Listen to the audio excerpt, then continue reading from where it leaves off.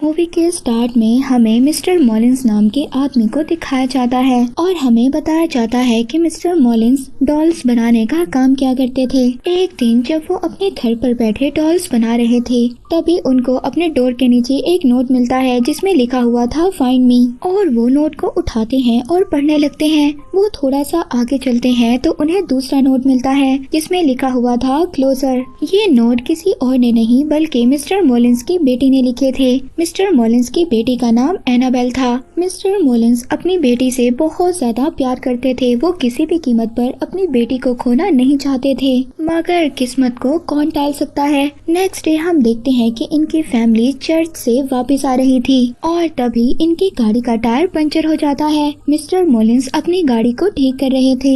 इसी दौरान Annabelle road पर चली जाती है और तभी एक गाड़ी आकर एनाबेल को हिट करती है, जिसकी वजह से वहीं पर उसकी डेथ हो जाती है। इसके बाद हमें मूवी में 12 साल बाद का सीन दिखाया जाता है, जहां पर हम एक नन और कुछ ऑर्फन्स बच्चियों को देखते हैं।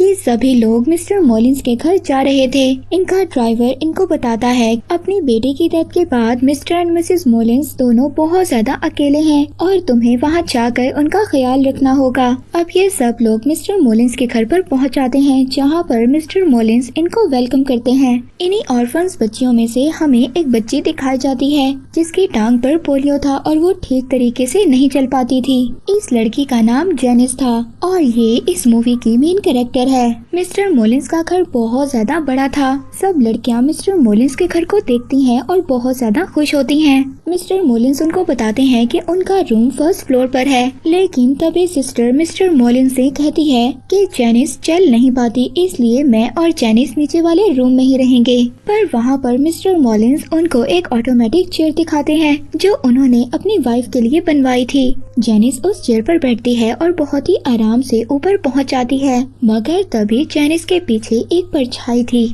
और वो परछाई फिर अचानक से गायब हो जाती है। सभी लड़कियां बहुत ज्यादा एक्साइटेड थी। वो लड़कियां रूम में आती हैं और सभी अपना बेड चूज करने लगती हैं। वहीं पर जेनिस रूम के बाहर देखती है, जहां पर 5 साल, 6 साल और 7 साल लिखा हुआ था। तभी मिस्टर मॉलिंस जेनिस के पास आते हैं और उसे कहते हैं कि ये रूम हमेशा बंद रहेगा, इसको खोलने की कोशिश कभी मत करना। इसके बाद हम नन यानी के सिस्टर को देखते हैं जो अपने सामान को खोल रही थी। तभी वो वहाँ पर एक सीक्रेट विंडो को देखती हैं जिसके अंदर लिफ्ट लगी हुई थी।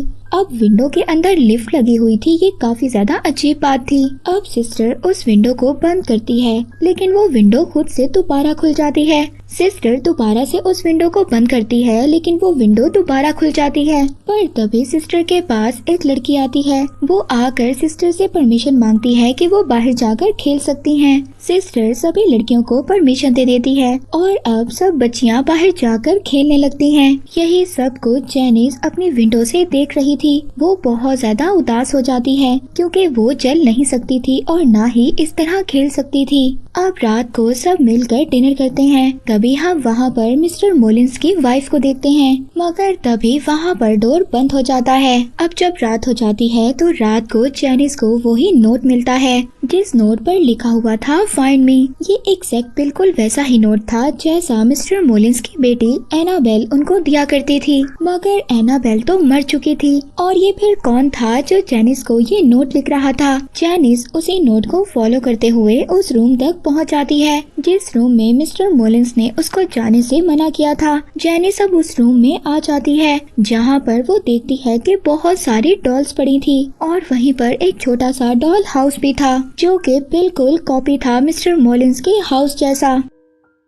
और तभी जेनिस को उस घर से एक चाबी मिलती है। ये चाबी दरअसल वहाँ पर पड़ी हुई कबर्ड की थी। जेनिस उस चाबी को उठाती है और कबर्ड को खोल लेती है। यहाँ पर एनाबेल की डॉल पड़ी हुई थी।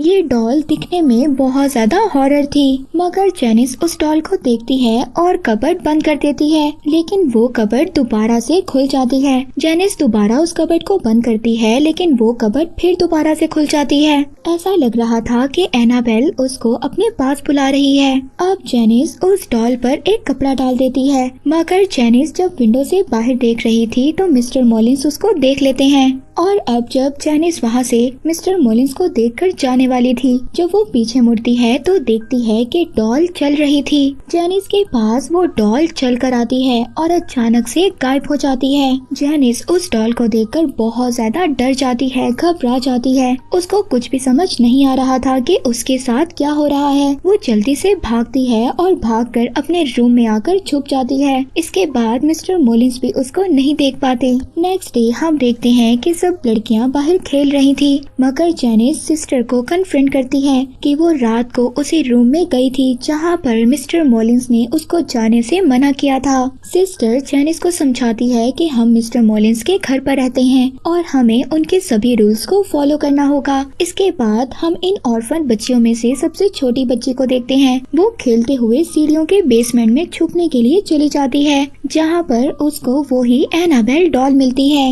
वो डॉल को घूर कर देखती है, मगर तभी कोई साया उसकी तरफ बढ़ता है और वो डॉल अचानक से गायब हो जाती है। वो बच्ची बहुत ज्यादा डर जाती है और डर कर बेसमेंट से बाहर गिर जाती है। वहाँ पर सभी लड़कियाँ उसको देखकर उसका मजाक बनाती हैं, मगर तभी मिस्टर मॉलिंस अब वो सीक्रेट विंडो को बंद कर देते हैं ताकि वहाँ पर कोई और ना जाए। इसके बाद रात हो जाती है। रात को हम दो लड़कियों को देखते हैं जो अपने ऊपर चादर लेकर टॉर्च लेकर बातें कर रही थी कि मिस्टर मॉलिंस की वाइफ कितनी ज्यादा अजीब है। वो पूरा दिन बेड पर रहती हैं और रात को शिकार करने के लिए निकल जाती हैं। अब जैसे ही ये बातें कर रही थी, मगर तभी इनको यहाँ पर आवाज आती है किसी के चलने की। ये दोनों ये समझ रही थी कि शायद मिस्टर मॉलिंस की ये आवाज है, मगर तभी अचानक से इनकी टॉर्च बंद हो जाती है और एक बहुत ही डरावना साया इनको अपनी तरफ खींचता है, जिसकी वजह से ये बहुत ज्यादा डर जाती हैं और चीखती हैं। इन दोनों के चीखें सुनकर यहाँ पर सभी लोग आ जाते हैं। इन दोनों लड़कियों में से एक लड़की मिस्टर मॉलिंस से कहती है कि मैंने आपकी वाइफ को देखा है। मिस्टर मॉलिंस कहते हैं कि ऐसा पॉसिबल ही नहीं हो सकता, क्योंकि उनकी वाइफ तो कभी चल ही नहीं सकती। इसके बाद हम देखते हैं कि सिस्टर मिसेस मॉलिंस के रूम में जाती है उनके बेटे की डेथ का अफसोस करने। यहाँ पर हम मिसेस मॉलिंस को पहली बार देखते हैं। वो हमेशा मास्क पहनकर रखती थी। वो ऐसा क्यों करती थी ये बात हमें आगे जाकर पता चलेगी। और हम देखते हैं कि ये सारी बातें जैनिस बाहर खड़ी सुन रही थी। जैनिस वहीं पर एनाबेल और उसकी डॉल की पिक्चर को देखती है और उसको उतार कर वो अपने पास रख लेती है। इसके बाद रात को दोबारा से जैनिस उसी रूम में जाती है, मगर इस बार उसके साथ वो छोटी बच्ची भी होती है। वहाँ पर वो छोटी बच्ची उस एनाबेल की डॉल पर कोई टॉय फेंकती है, जिससे वो डॉल उसको बहुत ज्यादा गुस्से से देखती है। वो छोटी बच्ची लिंडा ये सब कुछ देखकर बहुत ज्यादा डर जाती है और वहाँ से चली जाती है, लेकिन जैनिस अभी भी इसी रूम में थी। जैनिस को वहाँ पर एनाबेल नजर आती है। ये एनाबेल नहीं, ये एनाबेल की सोल थी जो एक मिरर की तरफ देख रही थी। जैनिस एनाबेल से कहती है कि बताओ तुम्हें क्या चाहिए, मैं तुम्हारी मदद कर सकती हूँ, बताओ मुझे क्या चाहिए। और अब जैसे ही जैनिस की बातें एनाबेल सुनती है, एनाबेल पीछे मुड़ती है और मुड़कर बोलती है। उसका फेस पूरी तरह से खराब था। वो अजीब सी हॉरर सी सोल में बदल गई थी। वो जैनिस से कहती है कि मुझे तुम्हारी आत्मा चाहिए। जैनिस बहुत ज्यादा डर जाती है। वो यहाँ से भागने की कोशिश करती है। वो अपनी उसी ऑटोमेटिक चेयर पर बैठती है और नीचे जाने लगती है, मगर वो चेयर दोबारा से ऊपर आ जाती है और अब वो शैतान जैनिस को ऊपर से नीचे फेंक देता है। अब इसी तरह सुबह हो जाती है। सुबह को मिस्टर मॉलिंस जैनिस का इलाज करवाते हैं। जैनिस सिस्टर को बताती है कि इस घर में कोई शैतान है जो मुझे मारने की कोशिश कर रहा है, क्योंकि मैं सबसे ज्यादा कमजोर हूँ। मेरी सोल सबसे ज्यादा वीक है। सिस्टर जैनिस को समझाती हैं कि तुम्हारी बॉडी जरूर वीक है, लेकिन तुम्हारी सोल बिल्कुल भी वीक नहीं है, वो हमसे भी ज्यादा स्ट्रॉन्ग है। इसके बाद हम देखते हैं कि रात को लिंडा को उसी रूम से आवाज आती है। वो उसी रूम के पास जाती है और पास जाकर वो बाहर ही से देखती है। वो देखती है कि वो डॉल चेयर पर बैठकर झूले ले रही थी। ये बहुत ज्यादा अजीब था। वो बहुत ज्यादा डर जाती है, मगर लिंडा फिर भी देखना चाहती थी क्या इस रूम में वाकई ही कोई शैतान है। वो अपने टॉय गन से एक रस्सी बांधती है और उस रूम की तरफ करती है, मगर तभी वो शैतान उसकी वो टॉय गन छीन लेता है। लिंडा बहुत ज्यादा डर जाती है और डर कर अपने बेड पर जाकर छुप जाती है और वो शैतान वहाँ पर आता है और अपनी डॉल लेकर चला जाता है।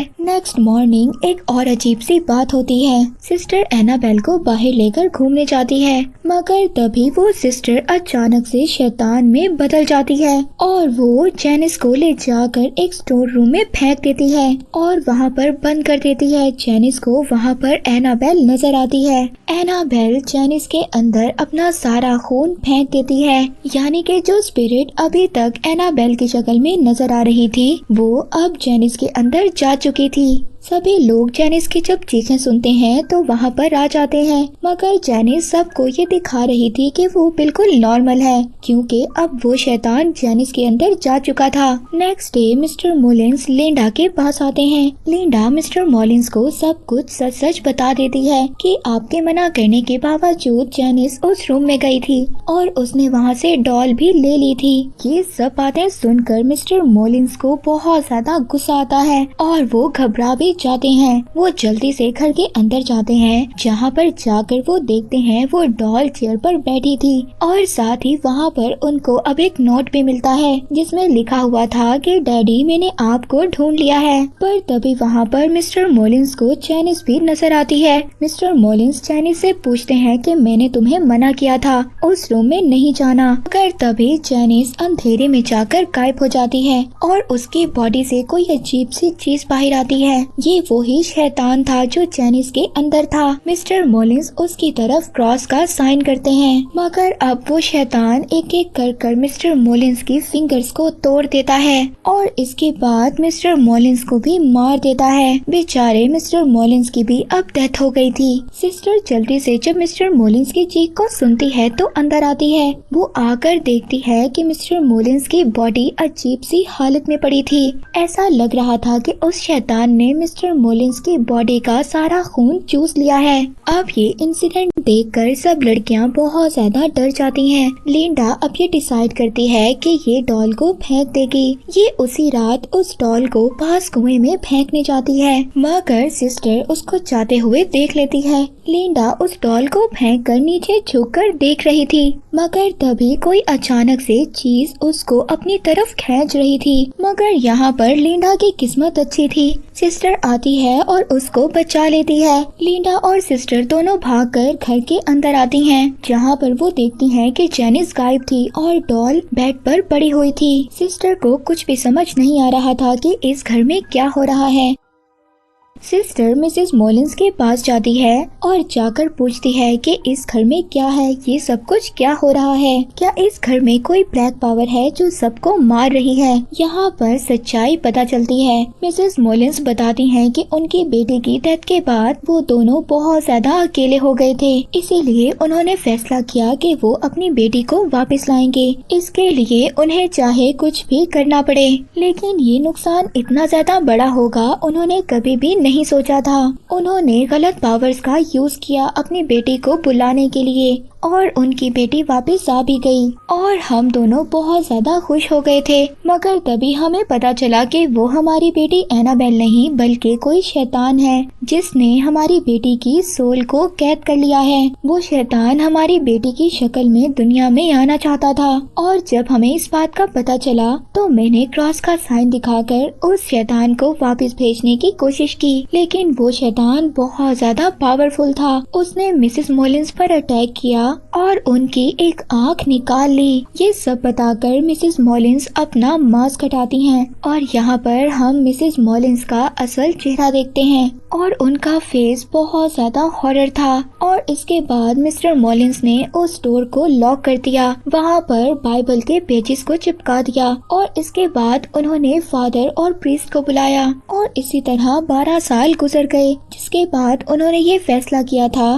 कि वो अपनी बेटी की जगह दूसरी बच्चियों की मदद करेंगे। मिस्टर मॉलिंस ने यहाँ पर सबको अच्छे के लिए बुलाया था। वो ये नहीं जानते थे कि जेनिस उस डोर को ओपन कर देगी और वो शैतान दोबारा से जाग जाएगा। इसके बाद बाकी लड़कियाँ जेनिस को देखती हैं जो अब चल सकती थी, यानी कि उसके अंदर अभी भी शैतान था जिसने जेनिस को बिल्कुल ठीक कर दिया था। यहाँ पर जेनिस सब लड़कियों को मारने की कोशिश करती है। वो सभी चीख कर बाहर जाती हैं। सिस्टर यहाँ पर सबको समझाती है कि वो सभी एक साथ रहें और सेफ रहें। अब वो सभी लड़कियाँ मिसेस मॉलिंस को भी अपने साथ लेकर जाना चाहती थी ताकि वो उनकी भी केयर कर सकें। तभी जब वो उनके रूम में जाती हैं तो जाकर वो अजीब सा नजारा देखती हैं। वो देखती हैं कि उस शैतान ने पहले ही मिसेस मॉलिंस को मार दिया था और मारकर उनकी आधी बॉडी को दीवार पर लटका दिया था। ये देखकर सभी लड़कियां बहुत ज्यादा डर जाती हैं। वो चीखती हैं और बाहर चली जाती हैं। सिस्टर वहाँ पर लिंडा और दूसरी बच्ची को बचाने जाती है, मगर तभी वहाँ पर जेनिस भी आ जाती है। सिस्टर जेनिस के सामने बाइबल पढ़ने लगती है। तभी जेनिस सिस्टर को उठाकर एक मिरर में दे मारती है, जिसके बाद जेनिस के अंदर जो शैतान था वो वहाँ पर सभी लड़कियों को तंग करने लगता है।